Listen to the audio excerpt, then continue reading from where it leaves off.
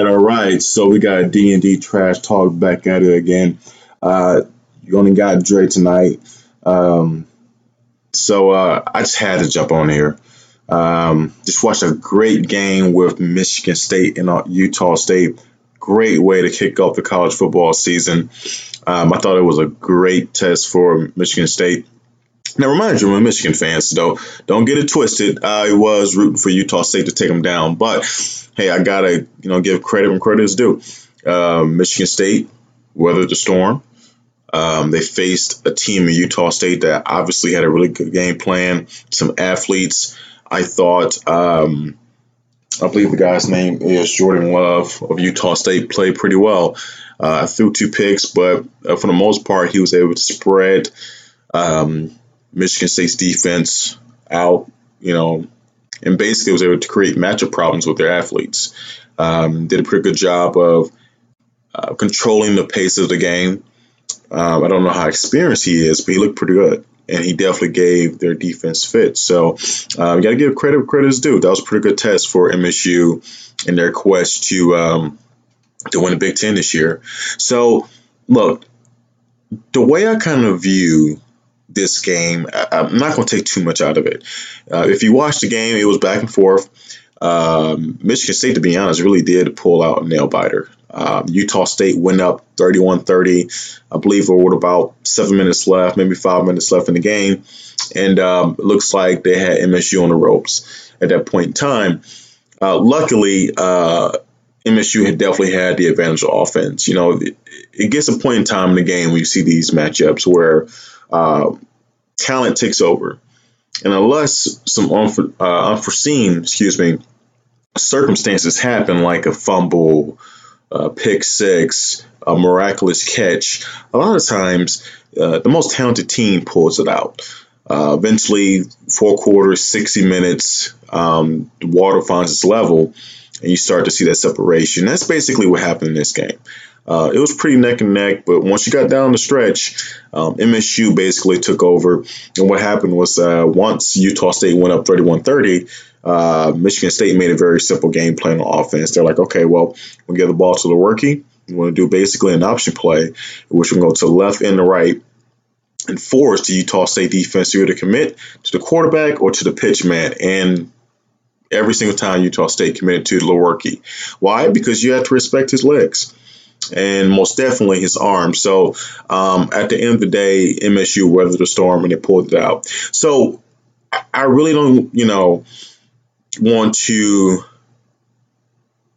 take this game and try to turn it into something that I don't believe is true, which is that MSU is not as good as we thought they would be. If you listen to me and Dez's podcast the first time, I picked MSU to make it to the Big Ten title because I felt that, with them returning, I think, 19 starters to their team. Mind you, it's only 22 spots, but 19 starters to their team, having, to me, maybe the best quarterback in the conference, that they were the most suited of the East, the Big Ten East, to get to the Big Ten title game. I still stand by that. They're a veteran-led team. I think Mark D'Antonio is one of the best coaches in the country. And despite, me being a Michigan fan, I have to give credit where credit is due. So another reason why I think you have to kind of take a step back here and kind of look and think, okay, is this a reason to panic? This is what MSU does. They never start their season off hitting the ground running. Reason why is basically the way that D'Antonio runs his team. It's not about blowing guys out, not about blowing teams out. It's about being slow and methodical. Trust the ball. Basically, we're going to run the ball, we're going to control the time possession, and basically punt the ball off and let our defense do the work. Now, tonight they got in trouble because their defense could not stop Utah State. Luckily, while being up 38-31, Utah State was dropping the ball, but their best player, preseason All-American Joe Bachie, made a big play. He basically jumped up on the line, jumped at the line of scrimmage. The quarterback for Utah State, Jordan Love, tried to, I believe, throw a quick slant play. Bachie tips the ball catches it in sequence, and seals the game. If it's not for that, Utah State is probably driving, and looks like they probably will score like they did for the rest of the game. So, they got bailed out by their best player, but that's what the best teams do. You know, in the tough games, the games in which they should win, but for some reason they can't, quite get rid of the other team. That talent finds its level, like I said, and somebody makes a big play, and that's what happened. Um, I think it's great from MSU from an experience standpoint. Anytime you're in these games, you get that wake up call. You get hit in the face, and you realize, man, we got to step it up here, or all of our season goals are down the drain. Because let's be honest here, if MSU loses to Utah State, that incredibly hurts their resume. And basically, they have to run the table of a very, very tough Big Ten East, including Ohio State, Penn State, Michigan. I think they play Wisconsin as well, even though they're in the West. They have to run through that, and it's just not going to happen. So you can pretty much kiss their season goals goodbye in terms of getting to the Big Ten title, maybe even a playoff. So MSU, like I said, they weathered the storm. They're going to move on. If we look at some stats from the game, I thought Lewerke had a good game. It looks like he got a little hobbled during certain portions of it, but he was very efficient. He was 23 for 33, 287 passing yards, 2 touchdowns, 1 pick. LJ Scott, 23 carries, 84 yards. And what's misleading is the receiver for MSU. It shows White being, the leading receiver, 5 receptions, 70 yards. But make no mistake about it, the big plays came from Felton Davis. Felton Davis is a stud. Felton Davis will be a second or third round pick in this upcoming NFL draft. He's a big body, 6'4", lanky receiver, really good body control, and he virtually is unguardable in short yardage and long yardage plays because he's just too much of a big body for these small corners to stick with. So MSU has talent all over the board at the quarterback, receiver, running back, and linebacker position, and they did their job tonight.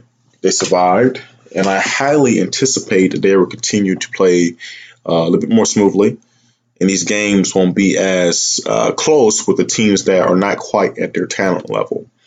Now, in terms of their next game, looks like they're scheduled to play. Give me 1 second here.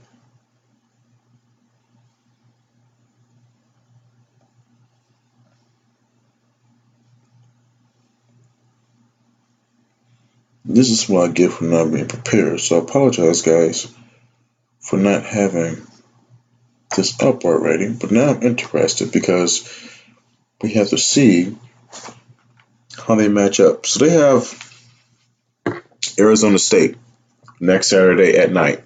Now, Arizona State, interesting tidbit about them is that, this will be the first year for Herm Edwards. Herm Edwards, if you know about him, he's a one-time NFL player, long-time NFL coach, coached the New York Jets for years, Chad Pennington, Curtis Martin days. I think Keyshawn Johnson played with him as well, played under him as well.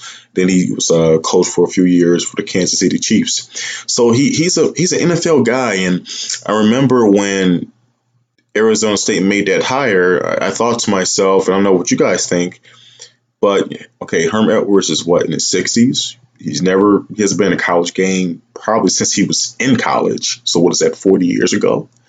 Maybe 50 years ago for him.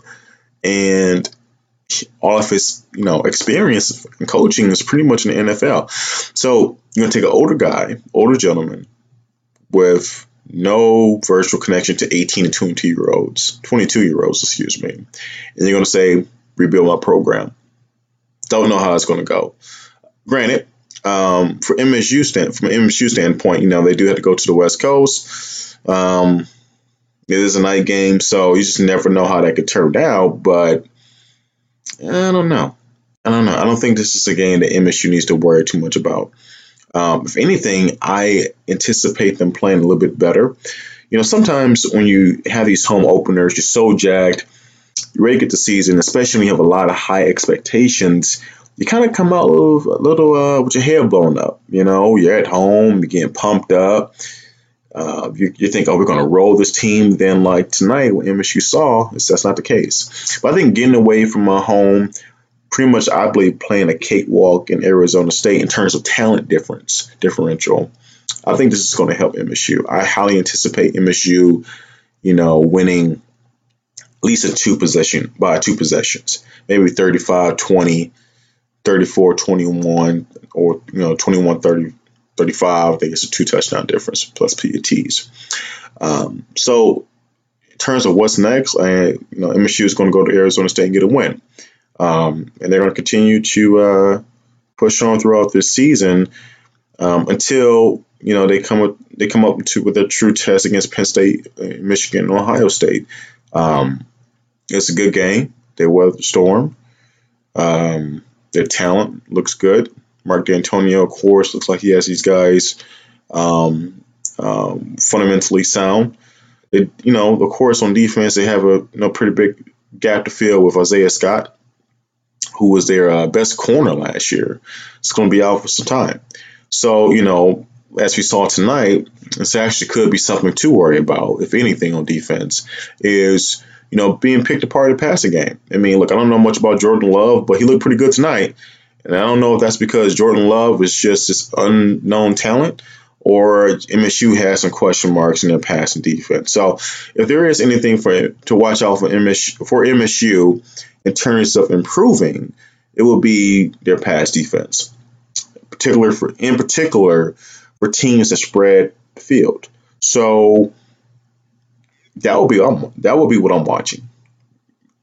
How does their pass defense improve? We know what Lewerke is. We know what Felton Davis is. We know what LJ Scott is. We know what Joe Bachie and pretty much the rest of the defense can do outside of those corners. So we'll see. Other than that, I'm not going to make this a super long video like last time. I just want to have a quick, recap of this Utah MSU game. I thought it was really good. A great way to start the college football season, in particular for the state of Michigan. Tomorrow night is, of course, U of M, Go Blue, Wolverines versus Notre Dame. And who knows, maybe I'll hop on real quick before that game, definitely afterwards, and kind of talk about that as well. So until next time, guys, you have a good night, and we'll speak soon.